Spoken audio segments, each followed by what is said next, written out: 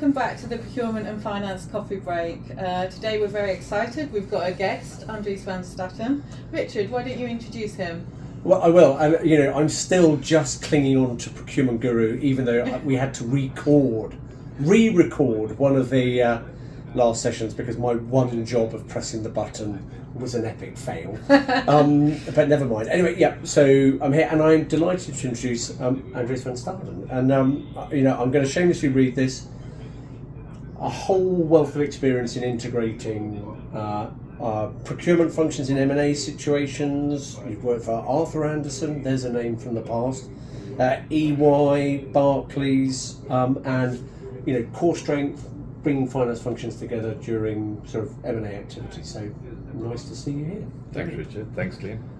So absolutely great talking to you today, Andries. And I wanted to discuss finance integration because last year at some events where we were discussing buy and build, it was a question that came up quite a lot. What is best practice for finance integration? And actually I'm trying to organise an event later in the year on that topic. So I thought, what a great opportunity to ask about this because we've got a lot of experience in this area. So to kick things off, you know how I like a McKinsey or a Harvard report. I can't help myself. I like reading a report about some latest insights. So I read one recently by Harvard that said, astonishingly, between 70 and 90% of acquisitions fail to create shareholder value. And their analysis, and I'm probably explaining this very simply, but they looked at sort of share price and market cap and dividends, pre and post acquisition, and they sort of synthesised that. They thought between 70 and 90% of acquisitions fail, which is really high, isn't it? It's so just high. Unbelievable. 1 in 10 chance of delivering shareholder value. I mean, that's kind of low odds. Yeah. So if we reflect on that, not to be too negative, but why do you think that percentage is high? What are some of the issues that you've seen in your past experience? Yeah, thanks. Look, it's a very scary stat, right? And you almost then wonder if buy and build is the right strategy. But look, let me talk from my experience. Is specifically in Barclays and where I am today at Innovation Group, we've seen a bit more success in this field. Why don't they? I've also seen why they don't work. For me, firstly, I think is one of the things is trying to change the company that you're buying. So being very clear on your strategy, why you're acquiring the company, and then making sure that feeds its way through the integration, through the change process, through the communication. Look, I mean, some of the horror stories I've seen as maybe finance leadership not being closely enough involved with the M&A and hence having a different perspective to the M&A team,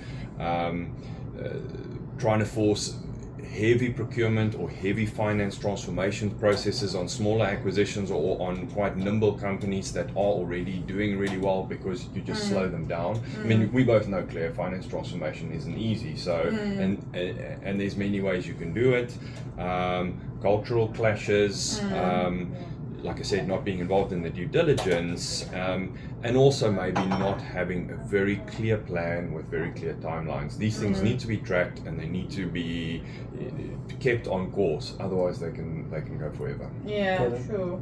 If I pick up on that topic, right? Not that I would besmirch the reputation of good consultancies around the world, but there's a you do hear a thing, there's expertise, therefore there's a playbook, and therefore there's a good approach, standard approach to doing acquisitions and, the way that you integrate finance and procurement.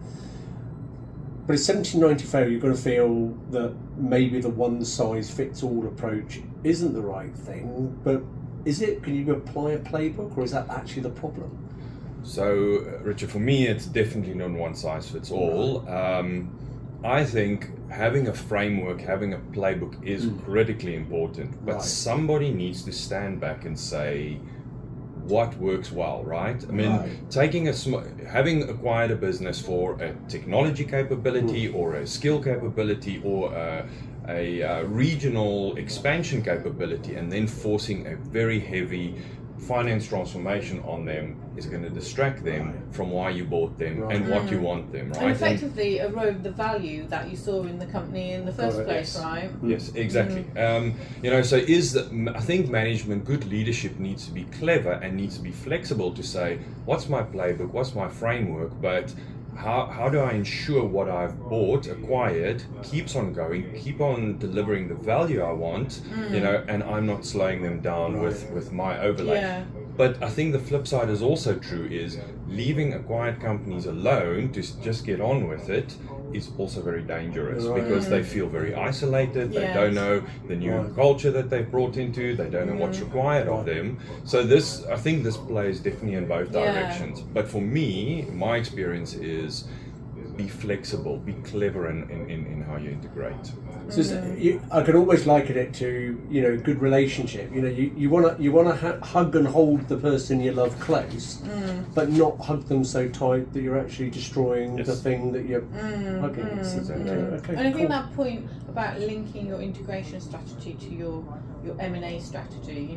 Are you is your purposeful acquisition to consolidate a fragmented market and effectively get cost synergies out of those businesses? And if it is, probably the integration strategy is go down the sort of global processes route, global ERP, get everyone onto one platform, but of course that's how you create those economies of scale.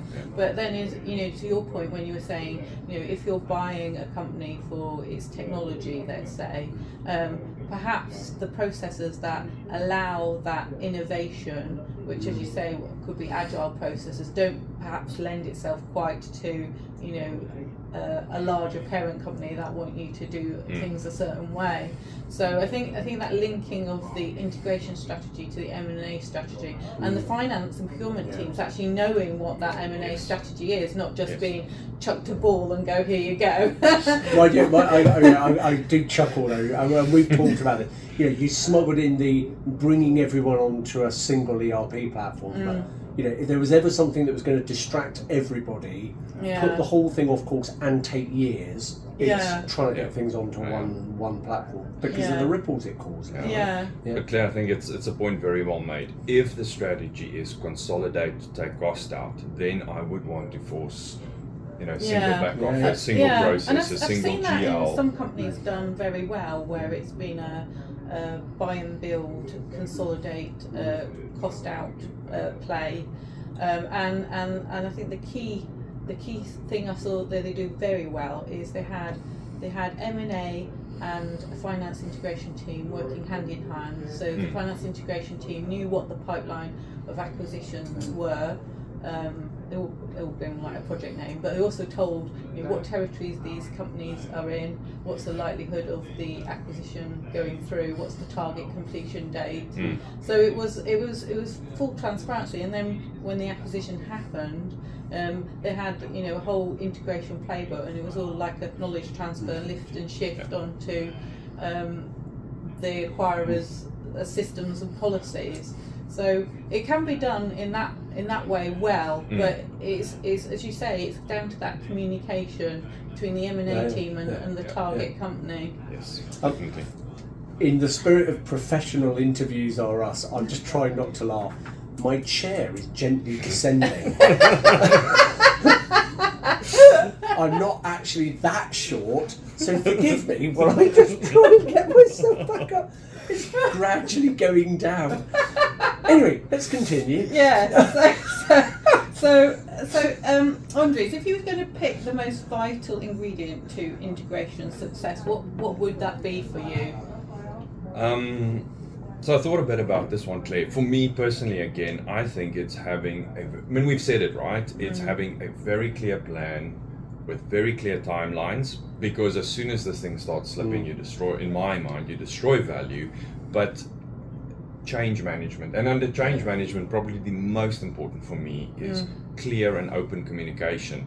Communicate your plan, communicate your timelines, communicate where you're at, communicate where you're slipping, because a lot of this can be fixed, right? But if people know where they're going and why they're going there, they get there, right? Versus there's these consultants, there's these people, I have to change my world, why am I doing all this? We talked about this, I think it was in our first first Procurement and Finance coffee break? The The idea of vision, leadership vision and setting a North Star, and that's what you're talking about. It's giving everyone that sight of this is where we're going. All the rest is going to coordinate around it, but everyone's got to keep sight of the right. And just to follow up on that, we'll talk about like the most vital ingredients. What would you say the most essential skills are?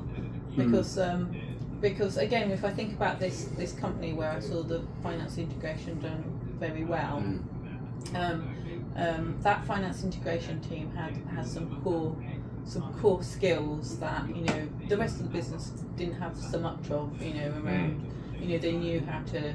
They had an integration playbook. But not to put words in your mouth. In your point of view, what's the most essential skills to integrate? I think I've been very lucky, Claire, working in organisations and with teams where change management. I remember the first time I got introduced to it, I thought, what is this? But that for me, like I said, it's very much communication and keeping hearts and minds aligned.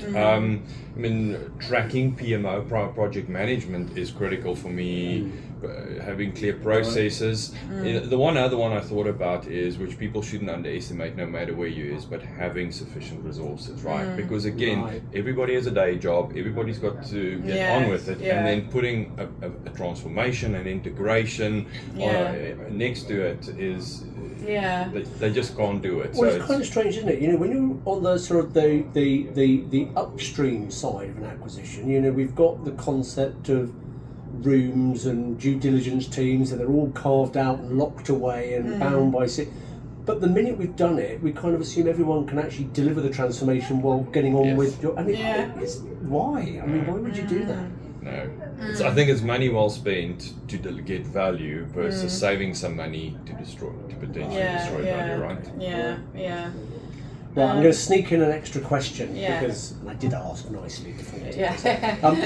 As you know, I've got a particular thing about sustainability. We've talked a lot on here. It's Richard's pet. It is my pet, and one of the things I'm fascinated in is we've got a captive CFO. What's your take? Obviously, IFRS, ISSB coming in. What's your attitude to that change, and your thoughts about the role of the CFO in, delivering this? Thanks, Richard. So look, in general, I see myself as more of a commercial CFO, so I'm interested in business, right? And for me, sustainability, the more I read about it, the more I see it sits squarely under the remit of procurement, but as the CFO as well, in the reporting to shareholders, to investors, to stakeholders. So I think it's critically important for the CFO to be very aware and work very closely, very aligned with his procurement colleagues. I know, and it's music to my ears. But actually, one of the things I think is going to make it's one of those transformative moments. We've all talked about triple bottom line for years, and really there's only one bottom line, and the other two have been whatever. ISSB changes that. It actually makes sustainability reporting on the same footing as financial reporting.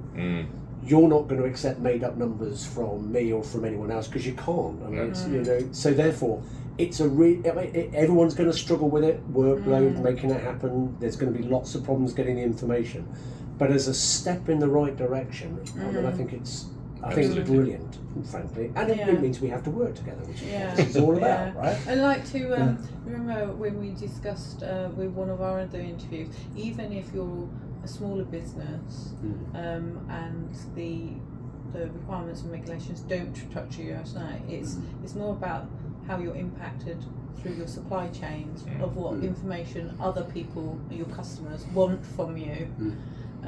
So it might not be that you have to report, where you have a larger customer who wants that information from you. Right. Andries, thank you. Yeah.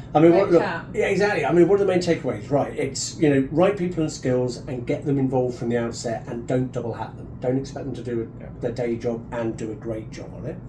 Leadership that sets the vision, the North Star that's going to get people together.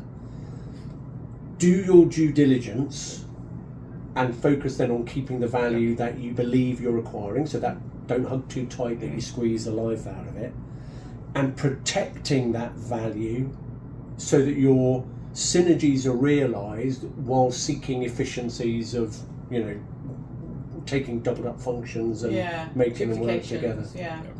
So look, thank you for your time. Procurement and Finance Coffee Break. Yeah. Delighted to have you. Great to join you. Thanks. And to everyone, as we've said before, we love this kind of live interview, even if we have got Andries absolutely caught between us. So if you want to be sat here, let us know. It'd be great. Pick your topic, anything even tenuously related to finance and procurement. It'd be great to see you. But for now, Andries and Claire, thank you. Bye-bye. Bye. Goodbye. Bye-bye.